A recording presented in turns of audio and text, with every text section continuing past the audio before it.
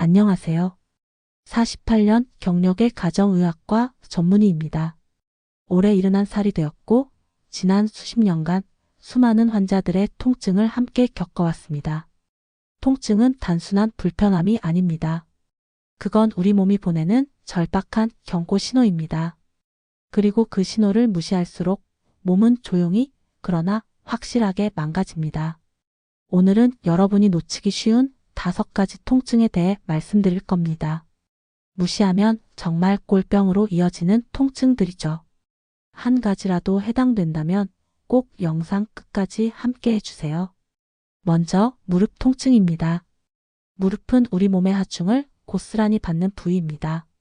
평지에서 걷기만 해도 체중의 약 3배, 계단을 오르내릴 때는 56배의 하중이 실립니다. 그래서 나이가 들수록 가장 먼저 통증이 찾아오기 쉬운 곳이기도 합니다. 특히 이런 증상은 경고일 수 있습니다. 아침에 일어나자마자 무릎이 굳은 느낌이 들고 움직이면 조금씩 풀린다. 퇴행성 관절염의 전형적인 시작입니다. 계단을 내려갈 때 무릎 안쪽에 찌릿한 통증이 느껴지고 앉았다가 일어날 때 뚝 소리가 나면서 통증이 올 경우 관절 연골이 닳아 마찰이 심해졌다는 신호입니다. 많은 분들이 그냥 나이 들어서 그런 거지 하며 참습니다. 특히 여성분들 중에는 자식들 눈치 보며 참고 지내시는 분들이 많습니다. 하지만 그 통증 결코 자연스러운 것이 아닙니다. 무시하면 연골은 계속 닳고 결국엔 인공관절 수술까지 가게 됩니다. 두 번째는 어깨 통증입니다. 어깨는 굉장히 복잡한 관절입니다. 무려 6개 이상의 근육과 인대가 연결되어 있고 이 중 하나라도 염증이 생기면 전체 기능이 떨어집니다. 초기에는 뻐근하고 움직일 때 불편한 정도지만 점점 옷을 입고 벗는 게 힘들어지고 팔을 머리 위로 들지 못하게 됩니다. 밤에 통증 때문에 깨신다면 이미 상태가 꽤 진행된 겁니다. 오십견, 회전근개 손상, 석회성 건염은 모두 어깨 움직임과 혈류를 제한하고 치료하지 않으면 관절이 굳어버립니다. 그리고 회복까지 몇 달, 아니 1년 넘게 걸릴 수도 있습니다. 세 번째는 허리 통증입니다. 허리는 우리 몸의 중심이고 자세의 균형을 유지하는 핵심입니다.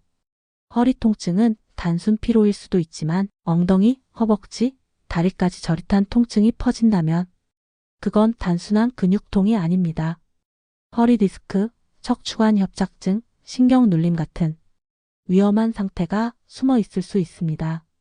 특히 앉았다 일어날 때 찌릿하거나 기침할 때 전기가 오듯 허리에 통증이 오는 경우 그건 디스크가 신경을 건드리고 있다는 신호입니다. 문제는 많은 분들이 통증이 줄어들면 다 나았다고 착각하신다는 거예요. 사실은 신경이 마비되기 시작하면서 감각이 둔해졌을 수도 있다는 사실 꼭 기억하세요. 네 번째는 손목과 팔꿈치 통증입니다. 우리는 매일같이 손과 팔을 쓰며 살아갑니다. 스마트폰, 마우스, 청소, 요리, 물건 들기까지 하루에도 수백 번씩 반복되는 움직임이 손목과 팔꿈치에 큰 부담을 줍니다. 손목터 널증후군은 특히 밤에 손이 저리고 자다가 깨어날 정도로 불편함을 주죠. 팔꿈치가 아프면서 물건 들기 어려워지는 테니스 엘보, 그리고 팔을 굽힐 때 통증이 느껴지는 골프 엘보까지 이 모두가 반복된 사용으로 인한 힘줄 손상에서 시작됩니다. 처음엔 통증이 간헐적이고 참을 만해서 대부분의 분들이 병원에 가지 않으시지만 한번 손상된 힘줄은 회복이 쉽지 않습니다. 그리고 나중엔 아무것도 들 수 없게 됩니다.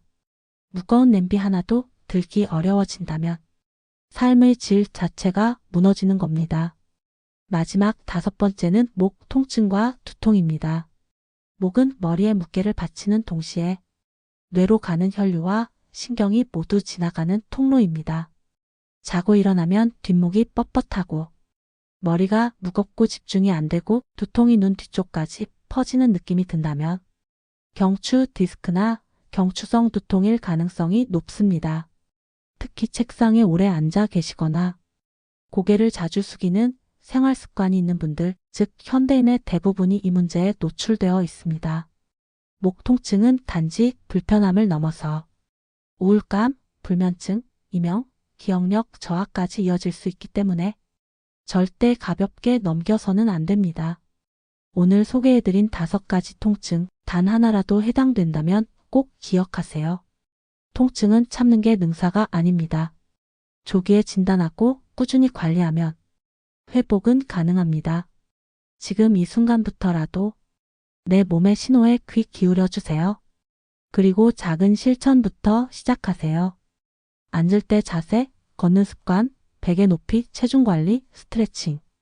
이런 사소해 보이는 것들이 여러분의 관절과 신경을 지켜줍니다. 좋아요와 구독을 통해 매일 건강 정보를 받아보실 수 있습니다. 늘 최고의 영상으로 보답하겠습니다. 자, 그럼 지금부터는 각각의 통증을 예방하거나 완화하기 위한 구체적인 방법들을 함께 정리해 보겠습니다. 먼저 무릎 통증입니다. 퇴행성 관절염이나 연골 마모를 예방하려면 첫째, 체중을 조절하는 것이 가장 중요합니다. 무릎은 매일 kg이 늘 때마다 34kg의 하중을 더 받기 때문에 적정 체중 유지만으로도 통증을 크게 줄일 수 있습니다. 둘째, 근력 운동입니다. 특히 허벅지 앞쪽 근육인 대퇴사 두근을 강화하면 무릎 관절이 받는 충격을 줄여주고 관절의 안정성도 높아집니다. 의자에 앉았다, 일어났다를 반복하는 스쿼트나 다리를 쭉 뻗는 레그 익스텐션 같은 운동이 도움이 됩니다. 단, 통증이 있을 땐 무리하지 않아야 하고 운동 전후에는 반드시 스트레칭이 필요합니다. 셋째는 온찜질과 냉찜질의 적절한 활용입니다. 급성 통증에는 냉찜질, 만성적인 뻣뻣함엔 온찜질이 효과적입니다.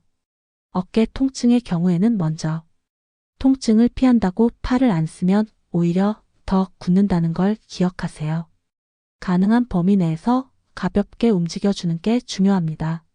어깨를 돌리는 원 운동, 팔을 들어 벽에 대고 천천히 미끄러뜨리는 운동 또는 수건을 이용한 스트레칭 등이 있습니다.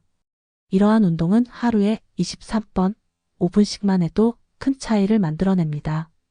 또한 어깨는 수면, 자세도 중요합니다. 통증이 있는 쪽으로 눕지 않고 팔을 베개 위에 살짝 올리는 자세가 통증을 줄여줍니다. 허리 통증은 무엇보다 자세 교정이 핵심입니다.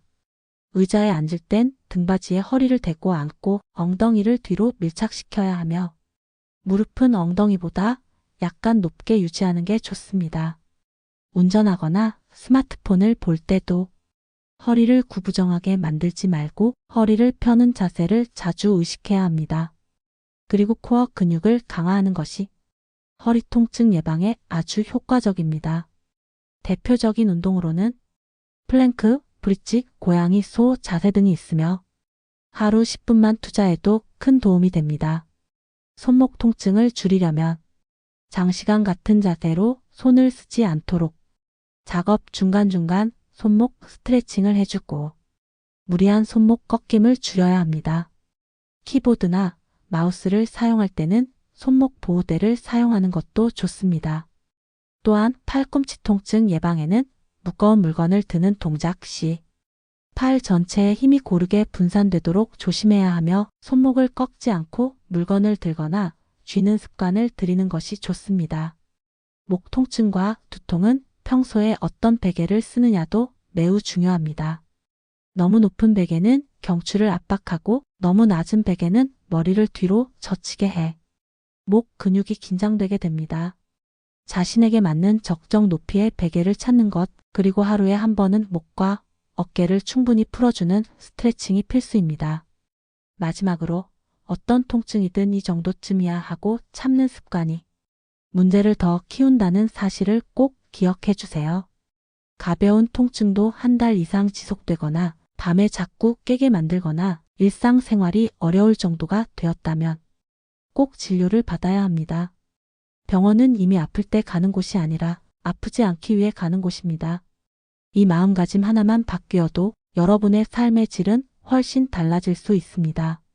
지금 이 영상을 보고 계신 여러분이 건강한 삶을 오래도록 이어가시길 진심으로 바랍니다. 건강은 결국 매일의 관심에서 시작됩니다. 감사합니다.